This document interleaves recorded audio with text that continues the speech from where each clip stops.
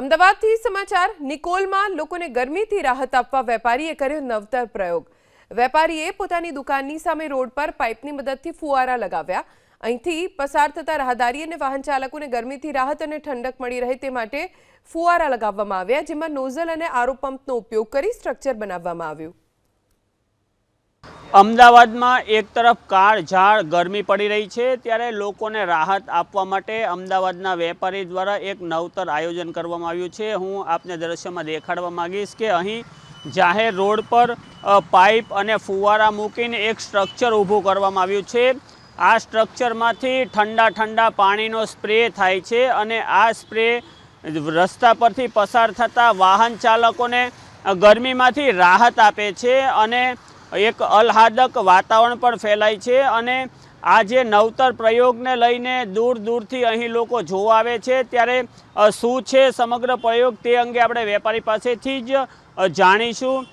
તમને કેવી રીતે આ વિચાર આવ્યો અને આખું સ્ટ્રક્ચર કેવી રીતે ઊભું કરવામાં આવ્યું? કોવિડમાં જ્યારે સેનિટાઈઝર માટે બનાવતા હતા, કોવિડમાં એમની નોઝલો અમારી પાસે પડી હતી, એમાંથી અમને એક નવો પ્રયોગ યુઝ થયો। મેં કીધું આપણે ફુવારો ચાલુ કરીએ લોકો માટે, લોકોને રાહત મળે એની માટે।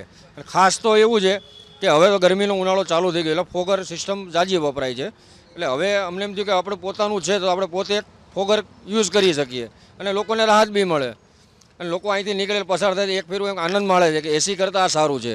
એટલે અમને એવું લાગ્યું કે આપણે પ્રયોગ કરીએ। લગભગ આ 15 દિવસથી ચાલુ જ છે એક ધારું, અને સવારમાં 11 વાગ્યાથી ચાલુ થાય છે, રાતના 9 વાગ્યા લગી કન્ટિન્યુ ચાલુ રહી છે અને લોકોને રાહત બી મળે। બપોરે 5 વાગે છોકરાઓ છૂટે છે, આનંદ લે છે, મજા લે છે, એમ આનંદ આખો બસ એવી રીતે અમને આનંદ મળ્યો એટલે અમને થોડોક એવું લાગ્યું કે સેવા કરીએ લોકોની।